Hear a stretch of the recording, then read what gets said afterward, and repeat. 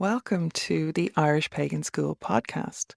Your hosts are authors and co-founders of the Irish Pagan School here in County Waterford, Ireland, Laura O'Brien and Jon O'Sullivan. Fáilte. Is there only one type of leprechaun? Well, Daithí agus Fáilte, hi, hello and welcome. Jon O'Sullivan from the Irish Pagan School. And ní answer, not hard to say. There is not only one type of leprechaun in Ireland's mythology about our mythical creatures. And interestingly, the term and the word leprechaun has changed over the time frame of us exploring the mythology of Ireland. So the first references that we have to leprechaun actually come from medieval manuscripts talking about the adventures of a king called Fergus. And this King Fergus has, let's say, an intimate relationship with the queen of a variety of, I suppose, water elementals or water creatures, or she entities that are more connected with water. And he's a little bit bemused about this, him being the size of a human and her being very diminutive, how mechanically it works. And that's the first mentions that we have to these section of the she, or these type of she known as leprechauns. Now, over the time as the mythology has moved and as we move through the distancing of the other world and our world, the term leprechaun has kind of come to mean a variety of different types of beings from from the other world. So the Irish other world is this kind of parallel reality that exists simultaneously with ours. It's also known as On Sale Ella, the other life. And within that other world, there are entities, there are creatures, there are monsters, there are beasts, there are other peoples, other folk. And so the term leprechaun has come to mean a particular type of these other folk. So there are like the she races, there's the she hunts, there's like the she gatherings where they dance and they sing, but the leprechauns tend to be this category of individual she, these small individual figures who appear more likely to interact with humans directly than the other bunches of groups or gatherings of she people. But that doesn't mean that they're the only type of category. There's another subcategory known as a Clurichaun. And the Clurichaun, no, okay, I'm not saying sub, it's not like subspecies. There's just another recognition of slightly different. Either it's a regional expression of leprechaun, or it's a like direct cousins and they function in different ways. Leprechauns are tend to be out and about in the wild, tend to be, what you'd find in more rural areas as you're going around the ancient kind of sheep places of Ireland. And of course, there is that mythology about them being connected with treasure or having treasure or knowing where treasures are buried.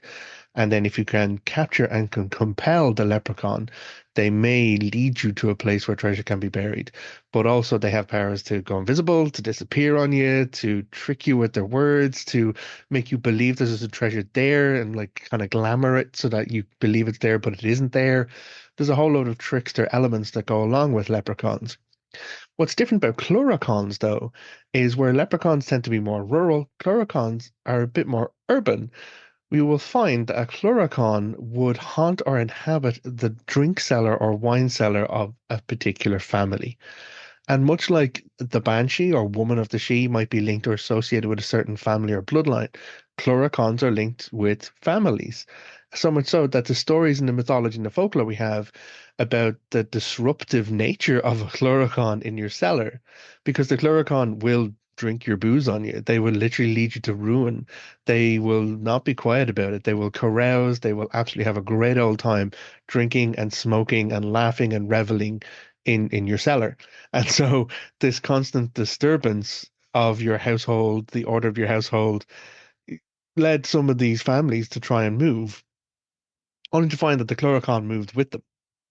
So it was this association between the family that it is a disruptive element, but in some ways the Clurichaun was also looking after the family. They were looking after protecting the family's wealth or protecting the family members from people who would come and steal. Anyone who goes into Clurichaun's territory or to try and steal from him or the family that he's linked with, be it booze or alcohol or whatever stored in the cellar, will literally get the shit kicked out of them by the Clurichaun.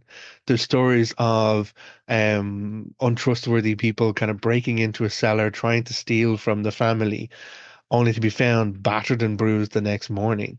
There's records that we have of some Clurichaun who actually have names where they're so well known that they're known to the family and known to the lineage of family because they're always there in the down to generations of the family that they have a name and they're known. There's one particular description of one who, again, small diminutive figures, sometimes wearing a red hat. There's one guy who was known as Leather Apron because he always wore a leather apron. And the cook was told by the family, always make sure you leave a portion of food down in the cellar. You make sure you leave a decent portion of food down in the cellar. And everything went fine until the cook didn't and left kind of some cold potatoes and like the remains of a fish. At which point it's believed that Leather Apron came out of the cellar, dragged the cook down into the cellar, and bet the snot out of them with the leather apron. They were found battered and bruised the next morning at the foot of the cellar stairs. Now, again, is it because these narrative stories blame the she, blame the fairies, blame, like, for doing these disruptive things? Or are these actually entities from the other world? I'm not here to say yes or no, but what I am saying is that according to our question, is there only one type of leprechaun? No, there is not. Leprechaun has come to mean this catch-all term for these diminutive people from the other world that do come into our world, either on their hunts, either on their music, but leprechauns, as opposed to hunts and gatherings, tend to be more solitary and tend to interact with humans. Oh, there is one other thing that I found fascinating about the Clurichaun specifically. Clurichaun was said to have a purse. And if you could catch the Clurichaun, who again could go invisible, could disappear, could glamour things and make you see things that aren't there, as well as beat the snot out of you, if you could actually catch and compel a Clurichaun to give up their treasure, they could give you a purse. And in the purse would be something known as a spree na scéalna. A spree na scéalna, I hope I'm saying that right. Oh, that's my pronunciation of it. It was known as a lucky shilling. And so this shilling would always return to the purse, no matter how many times you spend it. So, following this tradition of knowing where treasure is or being able to, if you capture and compel successfully, you can actually be quite beneficial for you to gain the treasures of these other world entities. So, this lucky shilling, the spree na scéalna, would be, again, it would just always return to your purse, no matter how many times you spent it anywhere. So, yeah, this has been an interesting exploration. As I said, there's so many mythical creatures that exist in Irish folklore, and so many of the stories that we have of not just people of the other world, but also beasts of the other world and monsters of the other world coming over into ours. And I think I'm going to be trying to explore more of those here in our channel. So if you want to follow along, please make sure you're doing the like and subscribe thing. Please make sure you're on the podcast if you listen to us there. If you want to know more about Irish mythology, about the other crowd, the Banshee, etc., we have classes available on the Irish Pagan School. Go to irishpaganschool.com. If you want to pick up something for free, go to the irishpagan.school/free, and you can get a year's worth of free recommended resources, guided meditations, classes taught by myself and by Laura.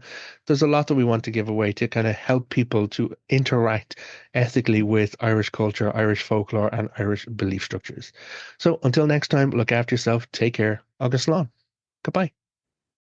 If you enjoyed this podcast, please leave us a positive review in your podcast listener. Then head over to irishpaganschool.com and enroll in one of our free or paid courses. Slán go fóill, and we will see you next time.